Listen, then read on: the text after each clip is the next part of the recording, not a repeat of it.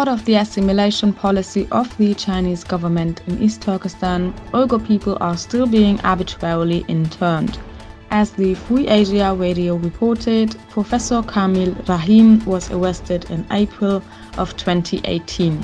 The academic served from 2002 to 2011 in Urumqi, a city in East Turkestan, as a teacher of literature and curriculum advisor. His daughter, who lives in the Netherlands, confirms his imprisonment. Journalists from the media company Bloomberg went to China to report on the events in East Turkestan. The reporters were shocked by the unsustainable conditions in the region. Constant surveillance and harassing controls by armed forces at every turn. Islamic cultural assets of the Uyghur folk would be rigorously replaced by Chinese culture, and the people arbitrarily locked up in detention centers.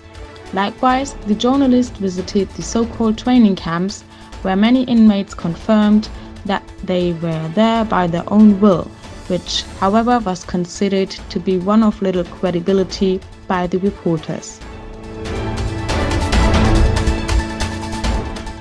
Russian Foreign Ministry spokeswoman Maria Zakharova warns Venezuelan politicians against provocation by the Guaido opposition, which on May 1 intends to highlight their displeasure with their largest demonstration yet. The United States is anxious to use any possibility to destabilize the country, so Zakharova.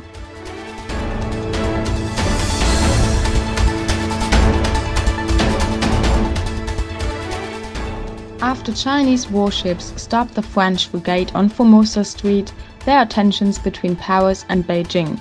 In the environment of the French Minister of Defense, it was said that before the now publicized incident of early April, French naval vessels crossed the Strait of Taiwan on average once a year without incident or reaction from Beijing.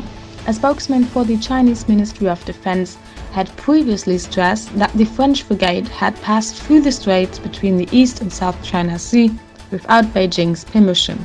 The use of the Chinese warships was therefore in accordance with the law. China views the island of Taiwan as part of its territory. The danger of attack in Sri Lanka is not over yet. Prime Minister Ranil Wickremesinghe warned against other terrorists who could carry explosives. The authorities had previously reported arresting 16 other suspects. That means 76 people are in custody. The local investigators are supported by teams from the FBI and Interpol.